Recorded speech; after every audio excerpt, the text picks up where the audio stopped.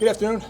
Another good day of work out there today. A couple specialty things to get in tomorrow, goal line coming out, things like that we practiced last week, and we'll hit them again tomorrow. I think the team is excited to play, but we got a little more work to do before we get on the plane tomorrow afternoon. Questions? I haven't gone through this once before. Can you gauge the team's readiness for the opener?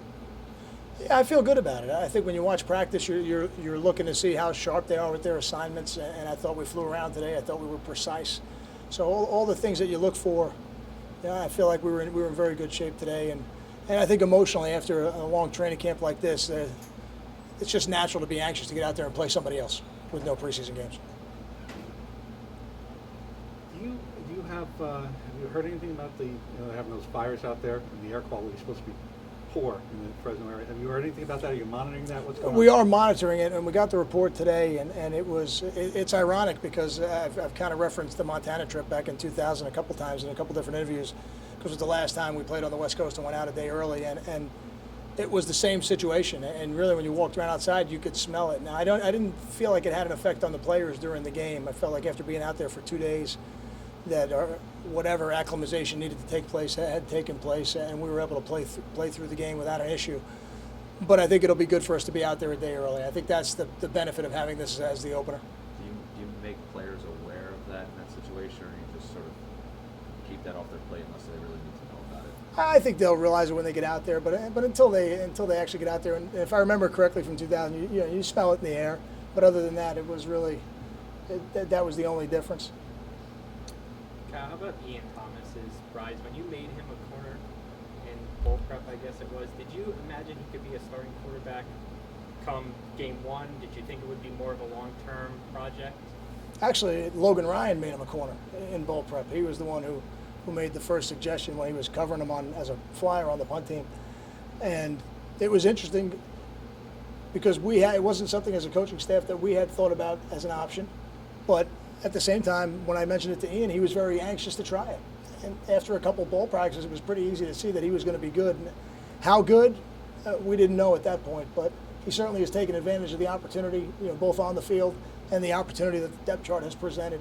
So I'm proud of him, and I think he's ready to go out there and do it in game day. Now, with the way Gary finished up last year, how important do you think it is for him to get off to a good start this year?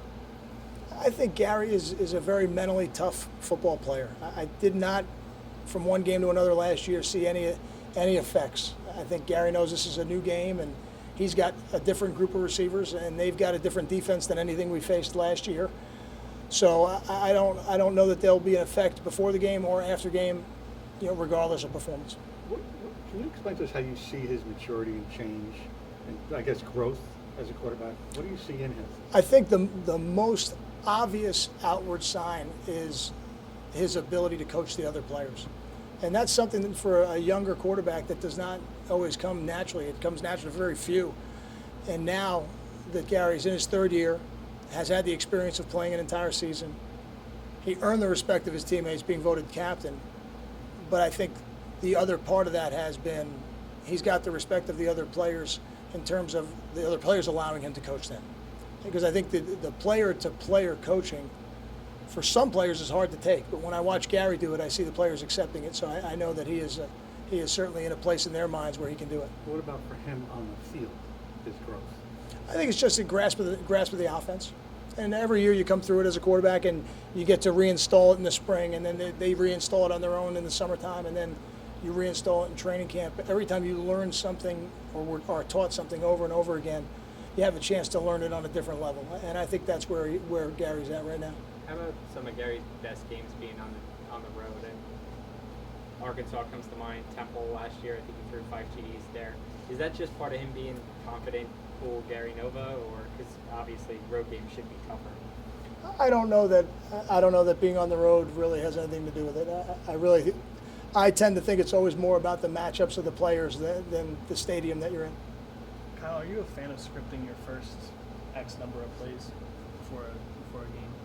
I think most plays on offense are scripted before the game, whether it's done formally in a 1 to 10 format, and I've been around coordinators who have done that, or in other ways where on 3rd and 4 to 6 we're going to run these 5 plays in the game so the players know, hey, in this situation we're going to run these plays. So I think there's a lot more of that goes on. Most plays are called during the week, and then there are certain situations in the game where I think the guys that are the better play callers, they have a feel for the game, and the timing of certain things comes into play as the game goes on.